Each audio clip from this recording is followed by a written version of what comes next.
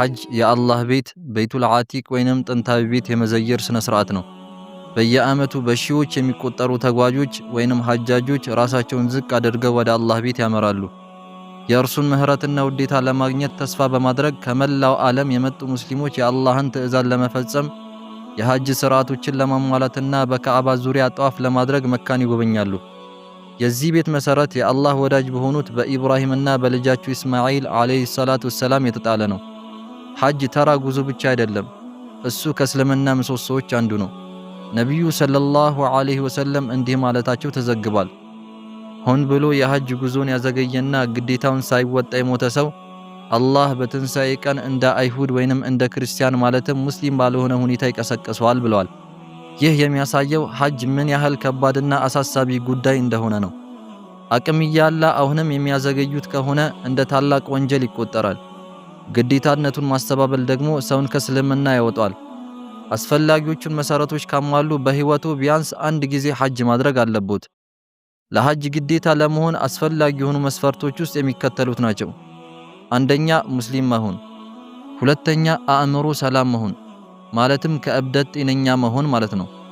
ሶስተኛ ለጉልምስና ለአቅመ አዳም ወይንም ለአቅመ ሔዋን የደረሱ መሆን። አራተኛ ለመጓዝ የሚያስችል ጤና እና ጥንካሬ ሊኖር ይገባል። በረጅም ጊዜ ህመም ወይንም በእርጅና ምክንያት መጓዝ ካልቻሉ በአካል መሄድ ግዴታ አይሆንቦትም። ይልቁኑ በእርሱ ስም ሐጅ የሚያደርግሎትን ሰው መወከል ይችላሉ። አምስተኛ መንገዱ በህይወቱ በንብረቱ ወይንም በክብሩ ላይ ምንም አይነት ስጋት የሌለበት አስተማማኝ መሆን አለበት። አደጋ ካለ ሐጅ ግዴታ አይሆንም። ስድስተኛ የጉዞ ወጪዎችን ለመሸፈን የሚያስችል በቂ ገንዘብ ሊኖሮት ይገባል። ይህም ምግብን፣ መጠጥን፣ እርሱ በማይኖሩበት ጊዜ ቤተሰቡን ለማስተዳደር የሚበቃ ገንዘብና ሌሎች አስፈላጊ ነገሮችን ያካትታል። ወደ ቤት ለመመለስ ካሰቡ የደርሶ መልስ የትራንስፖርት ወጪን ይጨምራል። በተጨማሪም ሲመለሱ ራስዎንና ቤተሰቡን ማስተዳደር መቻል አለቦት። እነዚህ ሁኔታዎች እስካልተሟሉ ድረስ ሐጅ ግዴታ አይሆንም። ለሐጅ ጉዞ ከመነሳቱ በፊት የሚከተሉትን ማድረግ መርሳት የለቦትም። ከመነሳቱ በፊት ከተቻለ ዕዳዎቹን ሁሉ መከፈላቸውን ያረጋግጡ። ለሐጅ የሚጠቀሙበት ገንዘብ ሁሉ ከተፈቀደ ወይንም ሐላል ገቢ የመጣ መሆኑን ያረጋግጡ። ከማንኛውም የተከለከለ ወይንም ሐራም ገቢ የጸዳ መሆኑን ማረጋገጥ አለቦት። ከጉዞ በፊት ዕዳና ዘካ መክፈሉን ያረጋግጡ።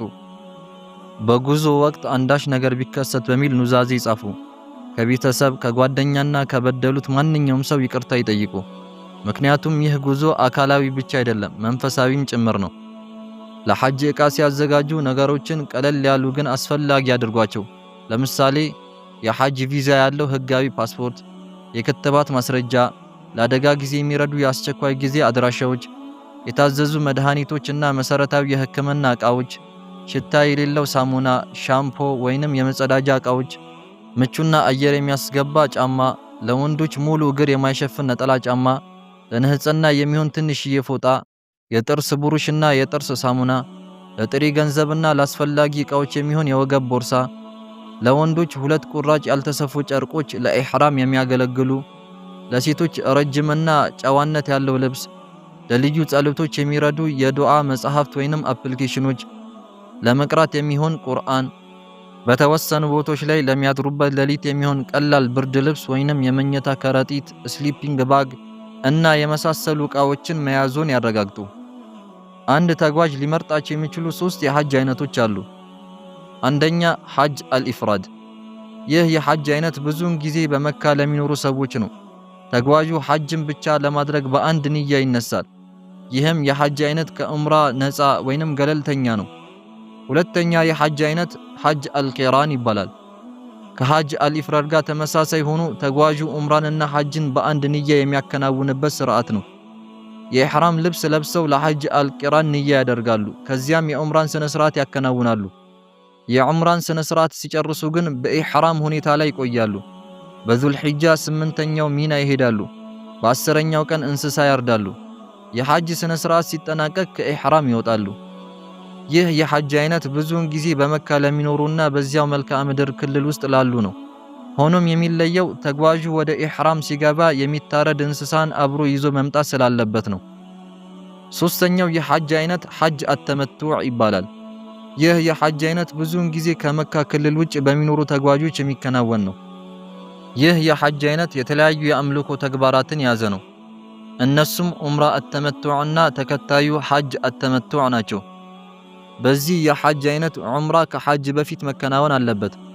ሁለቱም ደግሞ በአንድ የሐጅ ወቅት ውስጥ መከናወን ይኖርባቸዋል። ተጓዡ ዑምራንና ሐጅን በሁለት የተነጣጠሉ ንያዎችን ያከናውናል። መጀመሪያ ለዑምራ ንያ አድርገው ኢሕራም ይለብሳሉ። ዑምራውን ከጨረሱ በኋላ ከኢሕራም ይወጡና መደበኛ ልብሳቸውን ይለብሳሉ። በዙል ሒጃ 8ኛው ቀን በድጋሚ ኢሕራም ለብሰው ለሐጅ ንያ ያደርጋሉ። በዚህም የሐጅ ሥርዓቶችን ይፈጽማሉ። በ10ኛው ቀን ያርዳሉ። ሲያጠናቀቁም ከኢሕራም ይወጣሉ።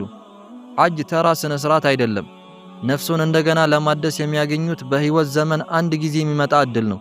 በሚቀጥለው ቪዲዮ በአሁን ጊዜ በአብዛኛው የዓለማችን ተጓዥ የሚያደርጉትን የሐጅ አተመቱዕ ጉዞ ደረጃ በደረጃ እናያለን።